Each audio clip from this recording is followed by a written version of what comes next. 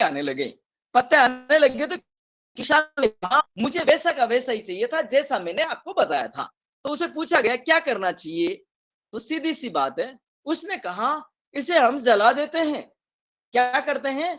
उस विशेषज्ञ ने जो विदेश में पढ़ा है, विदेश के सिद्धांत के अनुसार उसने ये कहा हम जला देते हैं। ध्यान से रखिएगा, उसने कहा हम जला देते हैं।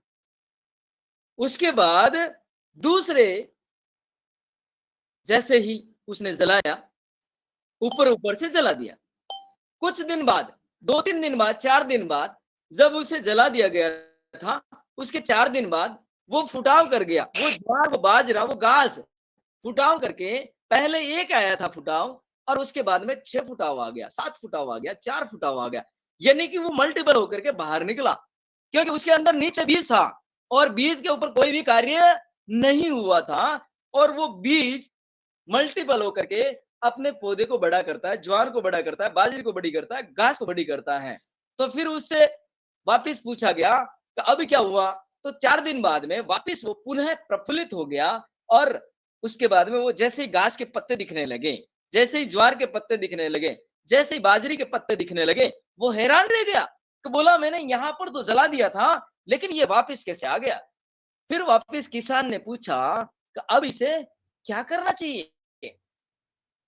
तो उस विशेषज्ञ ने कहा किसान को, क्योंकि उसने खेत में कभी गया नहीं था, वो भारत की धरती पर पला बड़ा नहीं था, उसके सिद्धांत जो थे वो विदेशी सिद्धांत थे और उस सिद्धांत के आधार पे उसने कहा कि अब इसे काट डालो।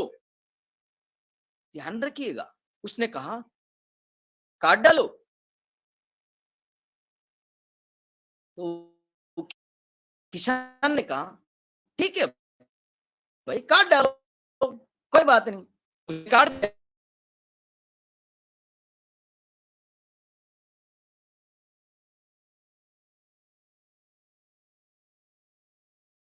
वही स्थिति, और वो स्थिति वैसी की वैसी नहीं आई, वो स्थिति मल्टीपल होकर के आई। पहले 1 था, फिर 4 आया और उसके बाद में 8 से 10 कलियां आ गई, यानी कि और अधिक फुटाव कर लिया। आप में से अगर कोई किसान है, कोई गांव से है, मैं जानता हूं भारत की धरती पे रहने वाला हर व्यक्ति किसानी जानता है और उसने देखा कि ये तो और मल्टीप्लाई हो गया, क्या आ गया।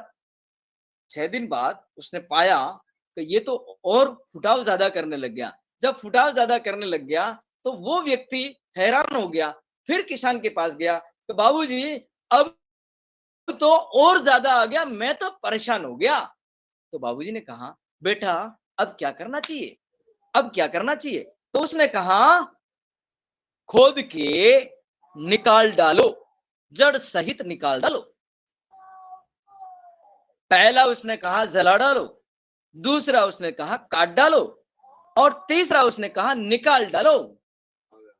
और आधुनिकता के इस दौर में आपके अंग के ऊपर, आपके शरीर के ऊपर, आपके स्वास्थ्य के ऊपर, आपकी इस अमूल्य देह के ऊपर यही कार्य हो रहा है। जला डालो, काट डालो और निकाल डालो।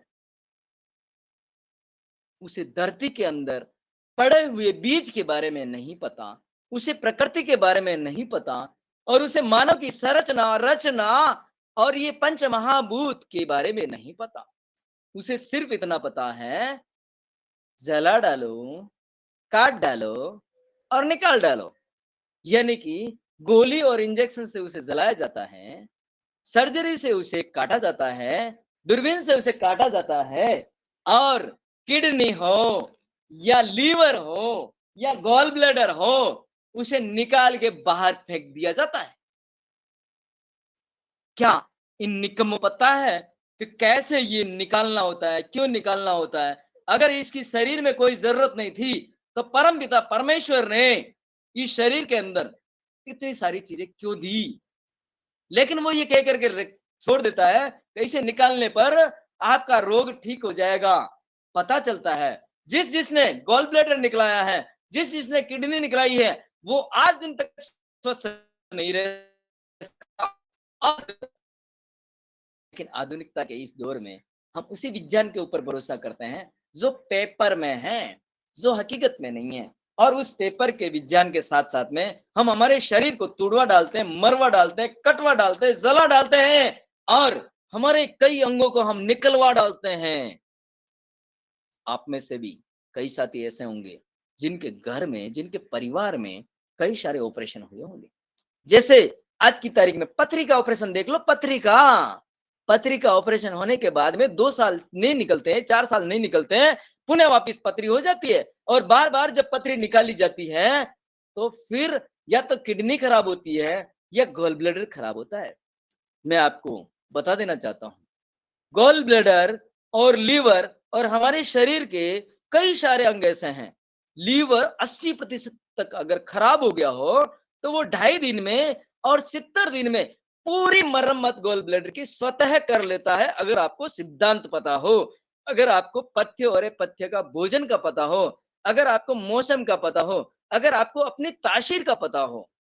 हमने पिछली कक्षा में जाना था का 2 डिग्री सेंटीग्रेड में पैदा होने वाला बच्चा, -2 डिग्री टेम्परेचर में पैदा होने वाला बच्चा और जच्चा यानी कि जननी, जनने वाली माता और उसका बच्चा कोई हीटर नहीं लेकर के आता है, लेकिन वो उसी तरह चिल्लाता है, उसी तरह रोता है, उसी तरह हंसता है और वो इस वायुमंडल में, इस प्रकृति में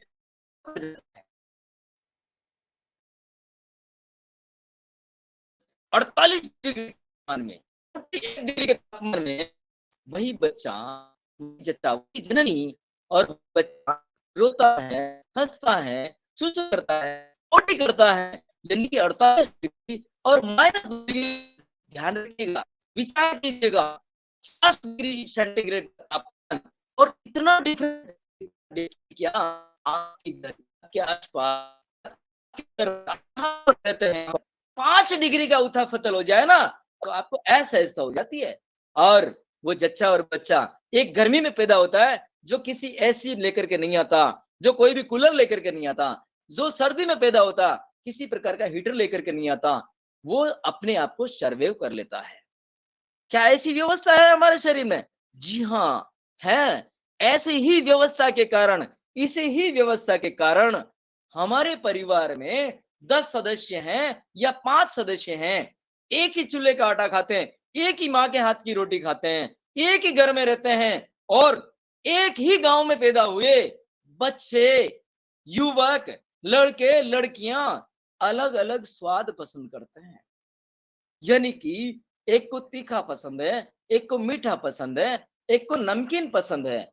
जब इनको एक ही घर में एक ही माँ की रोटी खाते हुए इनको अपने जीवन में अलग-अलग स्वाद पसंद है, तो क्या इनका इलाज एक ही चीज से हो सकता है? नहीं हो सकता। जो सर्दी में पैदा हुआ, जो गर्मी में पैदा हुआ, इन दोनों का एक ही गोली से नहीं हो सकता। और इसके साथ में आयुर्वेद ये कहता है वात पित्त और कफ त्रिदोष है और इन तीनों दोषों के बारे में हमने जाना। और ये 3 दोष है क्या? ये सीने से ऊपर हमारा कफ है और पेट वाला भाग हमारा पित्त है और जॉइंट वाला भाग हमारा वात है। इतना ही नहीं, सर्दी, गर्मी और बारिश, लोग चाहते हैं हमें बीमारी ही ना हो, क्या ऐसा करें? लेकिन ये बात ध्यान रखिएगा, हम सभी चाहते हैं बीमार ही ना हो, लेकिन कुछ बीमारी, कुछ ऐसे सिम्पटम हमें आगे के मौसम के लिए स्वस्थ करने के लिए आते हैं और हम उस मौसम के पास जाकर जानते जाते हम उस दिशा निर्देश को नहीं समझते हैं और उसका इलाज कराने लगते हैं, वही इलाज हमें भारी पड़ता है। वात पित्त कफ, अब आपको मैं बता देता हूं, ये तीनों बचपन, जवानी और बुजुर्ग, बचपन के अंदर बचपना के लक्षण होना बहुत जरूरी है। अगर बचपन के अंदर उसे जवानी के लक्षण हैं, उसे बुजुर्ग के लक्षण हैं, तो उसे हम बीमार मानेंगे।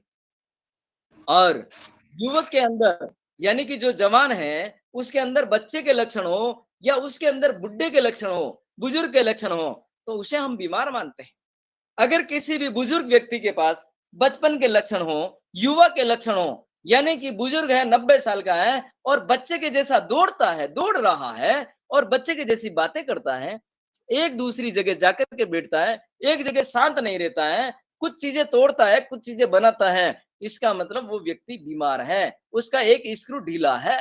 ये कहते हैं हमारे यहाँ पर। और ये बात ध्यान रखिएगा, हम सामाजिक जीवन जीते हैं और सामाजिक जीवन में बचपन में बचपन के लक्षण और युवा में युवा के लक्षण बहुत ही ज़रूरी है। बुजुर्ग में बुजुर्ग के लक्षण होना बहुत ज़रूरी है। आते हैं प्रकृति के पास, प्रकृति में सर्दी, गर्मी और बारिश की अगर बात करें, तो यहाँ पर हम अभी आषाढ़ महीने में चल रहे हैं और आषाढ़ के महीने में चारों तरफ बारिश होती है। उत्तर भारत में चारों तरफ बारिश, और ये शुरुआत की बारिश जो होती है, तगड़ी जब बारिश आ जाती है, तो लगभग